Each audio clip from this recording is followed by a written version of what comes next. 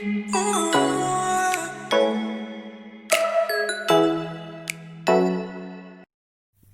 Morning students.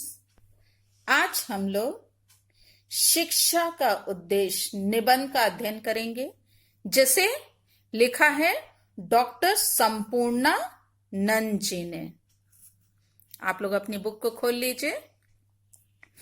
प्रस्तुत निबंध शिक्षा का उद्देश्य संपूर्णानंद जी के निबंध संग्रह भाषा की शक्ति से संकलित है। कहां से है बच्चों? भाषा की शक्ति, उनकी रचना है, उसमें से ये निबंध लिया गया है। प्राचीन आदर्शों को विशेष महत्व प्रदान करते हुए एवं इसे सर्वश्रेष्ठ स्वीकार करते हुए लेखक ने शिक्षा के उद्देश्य पर अपने मौलिक विचार व्यक्त किए हैं। इस निबंध में लेखक ने छात्रों में चरित्र का विकास करना अध्यापकों का सर्वप्रथम कर्तव्य बताया है। लेखक का मत है कि अध्यापकों को चाहिए कि वे चारित्रिक विकास के साथ साथ छात्रों में लोक कल्याण की भावना को भी जागृत करें। संपूर्ण निबंध दार्शनिक एवं आत्म साक्षात्कार विषयक विचारों से ओतप्रोत है। लेखक का मत है कि अपने स्वरूप की पहचान लेने के बाद कुछ भी पाना शेष नहीं रह जाता, केवल क्योंकि आत्मा अजर, अमर और आनंदमयी है। लेखक ने आत्म साक्षात्कार के लिए योगाभ्यास को उपयोगी बताया है, जिसे एकाग्रता के माध्यम से प्राप्त किया जा सकता है।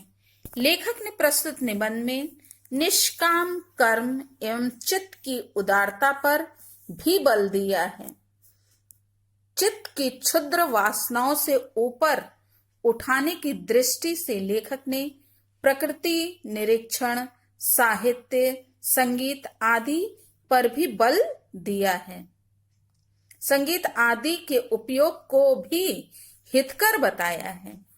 इस प्रकार लेखक ने छात्रों में व्यापक सौंदर्य के प्रति प्रेम, चारित्रिक विकास तथा लोक कल्याण की भावना विकसित करने पर बल दिया है। इसके लिए समाज का सहयोग पूर्णता अपेक्षित है। बच्चों, ये पूरी निबंध का ये सार था, यानी सारांश,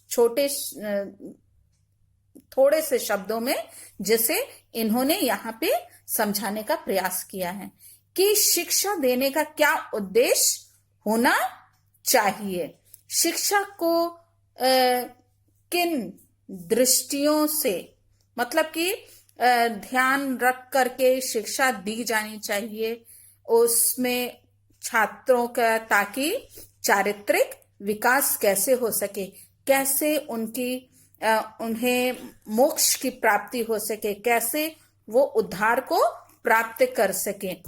क्योंकि बिना लक्ष्य के किसी दिशा में जाना वो क्या है? व्यर्थ है। पहले लक्ष्य का निर्धारण होना बहुत जरूरी होता है। देखिए क्या इन्होंने लिखा है। अध्यापक और समाज के सामने सबसे बड़ा प्रश्न है कि शिक्षा किस लिए दी जाए।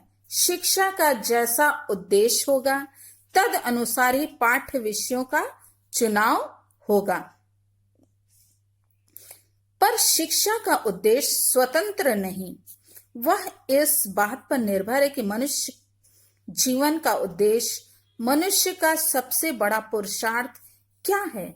मनुष्य को उस पुरुषार्थ की सिद्धि के योग्य बनाना ही शिक्षा का उद्देश्य है। यहाँ पे लेखक जो कहना चाह रहे हैं कि शिक्षा सबसे बड़ा प्रश्न है समाज के लिए, और किसके लिए? अध्यापक के लिए, जो क्या करते हैं, छात्रों के जीवन को बनाने के लिए, उनको एक नई दिशा दिखाने के लिए, उनका मार्गदर्शन करने के लिए सहायक होते हैं। तो उन्हें पहले उनके सामने ये पहले प्रश्न होना चाहिए कि शिक्षा किस लिए दी जाए, मतलब शिक्षा देने का क्या कारण होना चाहिए।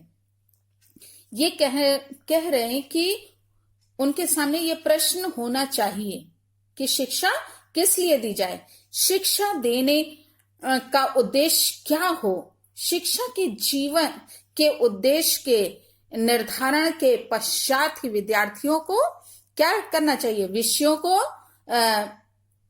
पढ़ाना चाहिए। मतलब पढ़ाए जाने विषयों का निर्धारण सबसे पहले किया जाए कि किस विषय को पढ़ाया जाए ताकि इनका जीवन का चारित्रिक विकास सही प्रकार से हो सके। लेखक का मानना है कि शिक्षा देने का उद्देश्य स्वयं में क्या है, स्वतंत्र नहीं है। वो बताना चाह रहे हैं, कहना चाह रहे हैं कि हम स्वतंत्र रूप से इसको नहीं कर सकते हैं, अर्थात हमको क्या करना चाहिए, किसी एक बिंदु को लेकर शिक्षा के उद्देश्य का निर्धारण हम नहीं कर सकते हैं। शिक्षा का उद्देश्य का निर्धारण करने के लिए हमें मनुष्य के जीवन के उद्देश्य से जुड़ना जरूरी है। यह जीवन का उद्देश्य किससे संबंधित होना चाहिए, पुरुषार्थ से संबद्ध हो। इसलिए पुरुषार्थ का निर्धारण होने के बाद ही शिक्षा के उद्देश्य का निर्धारण किया जा सकता है। मतलब कि हमें मनुष्य को पुरुषार्थ की सिद्धि के योग्य बनाना, जो क्या है, शिक्षा का उद्देश्य है। आगे देखिए वो क्या कह रहे हैं, पुरुषार्थ दार्शनिक विषय है पर दर्शन का जीवन से घनिष्ठ संबंध है। वह थोड़े से विद्यार्थियों का पाठ्य विषय मात्र नहीं है।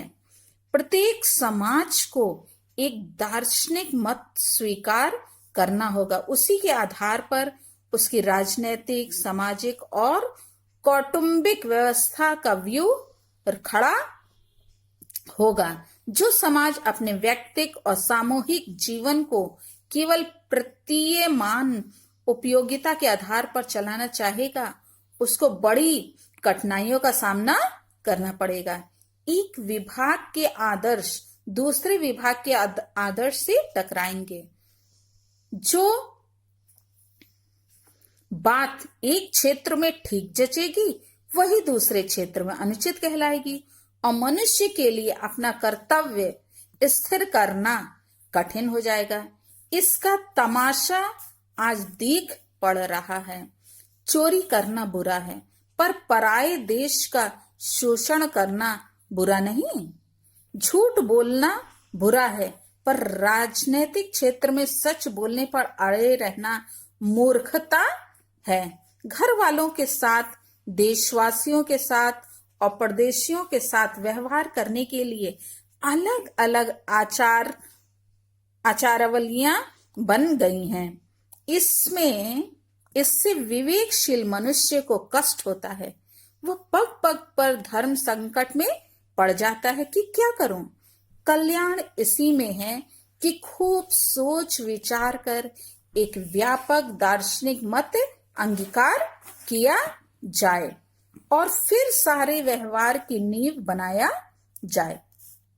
यह असंभव प्रयत्न नहीं है। प्राचीन भारत ने वर्णाश्रम धर्म इसी प्रकार स्थापित किया था। वर्तमान काल में रूस ने मार्क्सवाद को अपने राष्ट्रीय जीवन की सभी चेष्टाओं का केंद्र बनाया है। ऐसा करने से सभी उद्योग एक सूत्र में बंध जाते हैं और आदर्शों और कर्तव्यों के टकराने की संभावना बहुत कम हो जाती है। बच्चों, इस पैराग्राफ में गद्यांश में जो लेखक हैं वो बताना चाह रहे हैं कि शिक्षा का उद्देश्य जानने से पहले क्या करना है, मनुष्य का मूल पुरुषार्थ जानना जरूरी है। ये वह जानना चाहता है लेखक कि मनुष्य के जीवन का उद्देश्य क्या है, मतलब किस उद्देश्य को लेकर मनुष्य अपने जीवन का निर्धारण करे। इसी प्रसंग में दर्शन को महत्व देते हुए लेखक ने व्यक्तिगत जीवन से ऊपर उठने का संदेश दिया है। हम केवल अपने बारे में ही ना सोचें, बल्कि समाज के बारे में, देश के बारे में, सबको लेकर के और सबके हित की भलाई की हित के लिए, भलाई के लिए हमें क्या है, आगे बढ़ने की आवश्यकता है। तो हमारी शिक्षा इस प्रकार होनी चाहिए जिसमें सभी की भलाई निहित हो। यहाँ पे जो है ये बताना चाह रहे हैं कि जब हम पुरुषार्थ की बात सोचते हैं तो निश्चित रूप से हमें दार्शनिक विवेचन के लिए विवश होना पड़ता है, क्योंकि पुरुषार्थ का संबंध जो है दर्शन से है और दर्शन का संबंध जो है किससे है, जीवन से। इसलिए जीवन से संबंध रखने वाला यह दर्शन केवल पाठ्य पुस्तक में लिखा हुआ दर्शन ही नहीं है, वरन क्या है, प्रत्येक क्षेत्र में संबंधित हमारा गहन चिंतन भी दर्शन ही है। तो दार्शनिक सिद्धांतों के अभाव में जीवन या समाज का संचालन नहीं हो सकता। ये बताना चाह रहे हैं कि प्रत्येक मनुष्य को, प्रत्येक समाज को कोई ना कोई दार्शनिक मत स्वीकार करना होता है, क्योंकि दार्शनिक मत के आधार पर ही हम उस समाज की राजनैतिक, सामाजिक और पारिवारिक व्यवस्था को ठीक प्रकार से सुचारू रूप से चलाने में संभव होते हैं। इसलिए दार्शनिक मत का होना बहुत जरूरी है बच्चों। आगे देखिए क्या बताने का प्रयास कर रहे हैं कि इस निबंध में दार्शनिक शास्त्रार्थ के लिए स्थान नहीं है। मैं यहाँ इतना ही कह सकता हूं कि मेरी समझ में भारतीय संस्कृति ने पुराने काल में अपने लिए आधार ढूंढ निकाला था। वह अब भी वैसा ही श्रेयस्कर है, क्योंकि उसका संश्रव शाश्वत है। ये बता रहे हैं कि पुराने संस्कृति में, पुराने समय में क्या था, उस समय के लोगों ने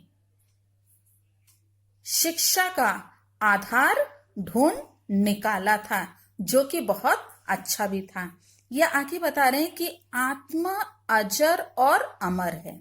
आप सब जानते हैं कि मनुष्य का शरीर जो है वो नश्वर है, कोई भी उसको क्या कर सकता, हानि पहुंचा सकता है, लेकिन आत्मा को कोई भी हानि नहीं पहुंचा सकता है। आत्मा कैसी है, अजर और अमर है, कभी ना मरने वाली है। तो उसमें अनंत ज्ञान, शक्ति और आनंद का भंडार है। केवल अकेले ज्ञान कहना ही भी पर्याप्त हो सकता है, क्योंकि जहां ज्ञान होता है वहां शक्ति होती है, और जहां ज्ञान और शक्ति होते हैं वहां आनंद भी होता है। परंतु अविद्यावशात वह अपने स्वरूप को भूला हुआ है, इसी से अपने को अल्पज्ञ पाता है। अल्पज्ञता के साथ साथ अल्प शक्तिमत्ता आती है और इसका परिणाम दुख होता है।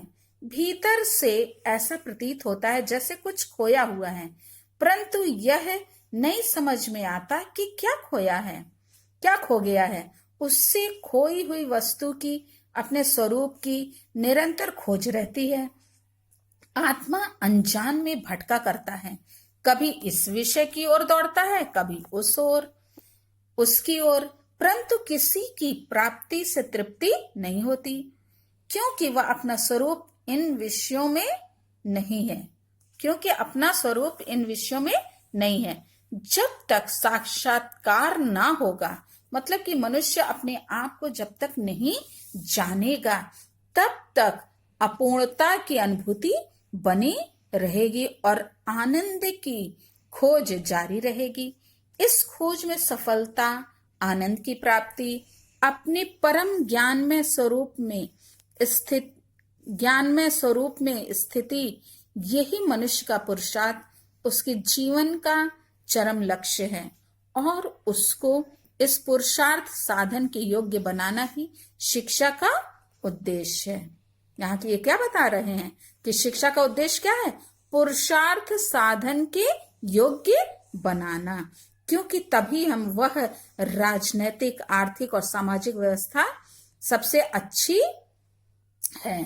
मतलब पुरुषार्थ के द्वारा ही ये सब हो सकता है, जिससे पुरुषार्थ सिद्धि में सहायता मिल सके। कम से कम बाधाएं तो न्यूनतम हो, मतलब कि उसमें रुकावट कम हो। इस पैराग्राफ में बच्चों, इस गद्यांश में लेखक जो है वो लेखक दार्शनिक दृष्टि से आत्मा की शक्ति और उसके स्वरूप का इन्होंने विवेचन किया है, वर्णन किया है कि आत्म साक्षात्कार ही संपूर्ण आनंद की कुंजी है। जब तक हम अपने आप को नहीं जानेंगे, अपनी आत्मा को नहीं पहचानेंगे, अपने आत्मा के विषय में हम क्या है सोचेंगे नहीं, तब तक क्या है आनंद की प्राप्ति असंभव है। मनुष्य को जब तक अपनी आत्मा की शक्ति का ज्ञान नहीं होता है, तब तक वो क्या करता है, संसार में ही भटकता रहता, माया मोह में लिप्त रहता है। उसे कहीं भी किसी भी क्षेत्र में आनंद की प्राप्ति नहीं होती। किंतु जब वह इस सांसारिक मोह माया से दूर होता है, उसको उसकी वास्तविकता का ज्ञान होता है कि संसार मिथ्या है, संसार की प्रत्येक वस्तु क्या है, नश्वर है, फिर उसमें जब वो नश्वर है तो फिर उसमें क्या है, आनंद कहाँ। मात्र आत्मा ही ऐसी है जो ना बूढ़ी होती है और ना मरती है। आत्मा क्या है, यहाँ पे बता रहे कि आत्मा संपूर्ण ज्ञान से परिपूर्ण है और ज्ञान शक्ति का क्या है, आधार है। इसी शक्ति से आनंद की भी क्या होती है, प्राप्ति होती है। और आगे ये कह रहे हैं कि आत्मा में ज्ञान, शक्ति और आनंद तीनों क्या है, निहित है। इसलिए मनुष्य को सबसे पहले क्या करना है, आत्म साक्षात्कार करना चाहिए। जिसे आत्म ज्ञान नहीं होता, जो अज्ञानवश स्वयं को भूला रहता है, वह आत्मा के उपर्युक्त गुणों से भी अपरिचित रहता है और जीवन पर्यंत वो क्या है, दुख का अनुभव करता है। मतलब वो दुखी रहता है, उसको उसकी आत्मा जो है वो परेशान रहती है। आगे लेखक कह रहे हैं कि जब तक मनुष्य में अज्ञान रहता है, उसे अपने भीतर कुछ खोया हुआ सा लगता है और वो क्या है, निरंतर उसकी खोज में इधर उधर भटकता रहता है। वो ये नहीं समझ पाता है कि उसका क्या खो गया है, तथापि वह अपने विस्तृत स्वरूप को, अपनी खोई हुई वस्तु की निरंतर खोज में लगा रहता है। अपने खोए हुए स्वरूप को पाने के लिए वो क्या करता है, जाने वाले प्रयासों के अनंतर उसकी आत्मा जो है विभिन्न विषयों में क्या होती है, भटकती रहती। वो उसकी तलाश में रहता है, इधर उधर भटकता रहता है। उसकी जिज्ञासा जो है वो मतलब कि जिज्ञासा शांत नहीं होती है जब तक वो उसके वास्तविक स्वरूप के दर्शन नहीं कर लेता है। मतलब यहां ये बताना चाह रहे हैं कि मनुष्य को आत्म साक्षात्कार करना बहुत जरूरी है। जब तक वो आत्म साक्षात्कार नहीं कर लेता, तब तक उसे आनंद की प्राप्ति नहीं हो सकती है। तो इसलिए बच्चों, हमें अपने जीवन में क्या करने की आवश्यकता है, मोक्ष की प्राप्ति के लिए, इस आत्मा का परमात्मा से मिलन के लिए हमेशा प्रयासरत रहने की आवश्यकता है। क्योंकि जो जीवात्मा जो परमात्मा से निकली है, उसे आनंद की प्राप्ति तभी होती है जब वो क्या होती है, मोक्ष को प्राप्त कर लेती है। मतलब ईश्वर का उसे ज्ञान हो जाता है। ईश्वर भक्ति में लीन होना बहुत आवश्यक है। ये शारीरिक जो मोह माया से दूर होने की आवश्यकता पर इन्होंने बल दिया है और बताया कि शिक्षा भी उसी दिशा में होनी चाहिए। ठीक है बच्चों, अब आगे का हम लोग आगे नेक्स्ट वीडियो में अध्ययन करेंगे। Thank you.